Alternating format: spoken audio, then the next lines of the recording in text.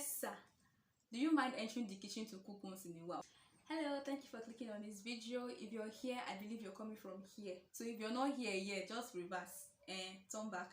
Watch this video and then come back to this one. We're discussing about the conversations that dating couples should have before they get married. We talked about the first, which is accountability. We talked about finance. The third was personal expectation. And now moving to number 4. The fourth one is communicate your traumas and past experiences. At this point, it's safe to say that in one way or the other we've experienced trauma, right? And to a large extent we are shaped by the experiences that we've had. Were you verbally abused as a kid? Let your partner know, communicate with this person that growing up as a kid I wasn't in the best of environments. I had parents or siblings or even neighbors who spoke to me in a condescending manner, and it kind of had an imprint in my life, a negative imprint in my life, and I may not be vocal about it with every other person, but I choose to share it with you. And it may even spur your partner to say, okay, let's get help, let's seek professional help with this. Now it could be sexual abuse, right? And this thing is even rampant nowadays. It could be from in-house family members or from extended family members, or maybe in school. Let your partner know what you've had to deal with, or it could even be what you're dealing with in the process. Thankful for the cross, right? So you now have a new life. The Bible says if anyone is in Christ is a new creature, right? And all things are passed away. So your past no longer defines you, but permit your partner to have knowledge of what you've had to do or the association you've had to work with before you met with Christ. I don't want to hear that 3 or 4 months into marriage someone now comes and tell me that this man has a child from no. How did it happen? And truth is that when trust is broken, you can earn it, you can learn to build it back, but it's going to take a longer time and to take much more effort compared to when you just have a clean slate before you and then you're building something beautiful. You place your partner in a position where they now have to doubt you more than they have to believe you, because if we had to do this for quite a number of time, I got married to you and I'm now getting to find out certain things about you that you never bothered to share before we got married. Now I'm trying to process every little step that you make. I'm wondering and I'm thinking, what other information are you hiding from me that 3-4 years from now I'm going to find out? Will I be able to bear it at that point? So help your partner to trust you better by coming out clean from the very beginning. When you stand to exchange your vows on the day you get married, you want to be 100% open to your partner. You want the person to know what he or she is getting into. Let me know with my full chest that this is the person I'm getting married to. These are the possible challenge we are going to face due to the experiences he has had before, due to the experiences that she has had before. And then, I've braced myself up for what's coming. I would want to say this, especially to the spouse who is receiving that information. Understand that this person trusts you with this information and chooses to be vulnerable with you.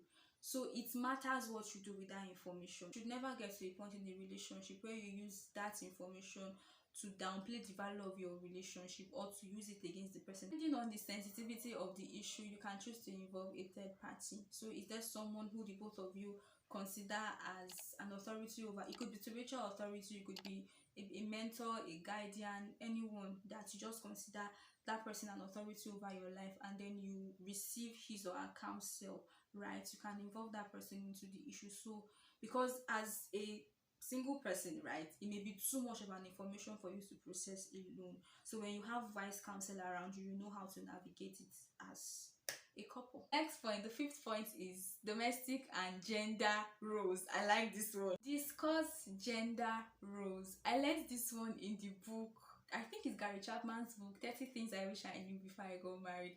And this particular chapter talked about how toilets are not self-cleaning. Like, toilets don't clean themselves. People literally do the work, right? Settle down and share your thoughts on gender role. Who does what? Yes, Gary Chapman said it this way: controversy over roles is one of the most stressful aspects of a contemporary marriage. And that's because domestic roles are something that are reoccurring. So for instance, you're asking the question, babe, have you washed plates? Do you know how many times we wash plates in this marriage? Like, we wash plates almost every day. So who does what? As a partner in this relationship, what domestic chore are you good at? What domestic chore am I good at? So that is where the who handles what comes to play. If you're good with cleaning the house and home management, it may be the guy. Give it to him because he finds pleasure in doing it. So whatever you're good at, and understand in marriage that you're there to serve. As much as they will serve you, you too, you will serve the other person, right? So the things that you're actually good at, make it your responsibility to handle such things. You know that you love to iron, but because you want to stress your husband, you now be like, babe, help me iron clothes. But you know that's your strong point. Iron for the family. You will not die. Other part here is gender roles. This one is like, what are the things that you choose to handle as the man in the family or as the woman in the family, right? With respect to gender roles, is actually a very good place for you to communicate your personal expectations, right? So, good place to ask as a lady, dear sir, do you mind entering the kitchen to cook once in a while? Because if you don't communicate these things now, you will frustrate yourself. So it's a good place for you to actually express your personal expectations. The next point, parenting styles and model. In that same book, Gary Chapman talked about like mother like daughter is not a myth. This one can testify. I'm beginning to see things that my mother does regularly, and I'm like, ha, you don't dey copy this woman. And truthfully, we are formed by what even the Bible tells us, that we become what we behold, right? So with your parents for a long period of time, and there are some things in their parenting style that you have observed, you want to discuss with your partner, what are the things you see in your parents that are good that you want to bring into a new home, or what are those things that you really don't like, and because you've lived with them for long, you now have to caution yourself. So it's a good place for you to be accountable to your partner and say, my mom behaves like this, I don't like it, please, when you catch me like at the slightest hint of me behaving like that, please call me back, like bring me back to my senses, right? So discuss with your partner, what are the parenting styles or model that your parents presented to you that you want to bring into your home, or the ones that you're consciously and intentionally taking out of your home. Have that conversation. You also want to discuss what your childhood looked like. How did your parents, discipline you? How did they correct you and your siblings? How do we intend to discipline our child? And it's very good that the both of you are on the same page, because the mother cannot be correcting something and then the father is condoling that act, right? The child will be confused, like, mommy don't want this, daddy want this, where do I stand, right? So you want to discuss how you're going to parent your kids, how you're going to discipline your kids, what your childhood look like, what are those things you want to bring into your home that you saw in your parents' home, or the things that you want to take out. If you find value in this video, please give it a like, subscribe to my channel, share with your friends and family, share with your parents share with your friends and family members. See you in the next video. So you want to communicate with your partner, uncle. How will you call your partner uncle? Fall in love, gree, see your life.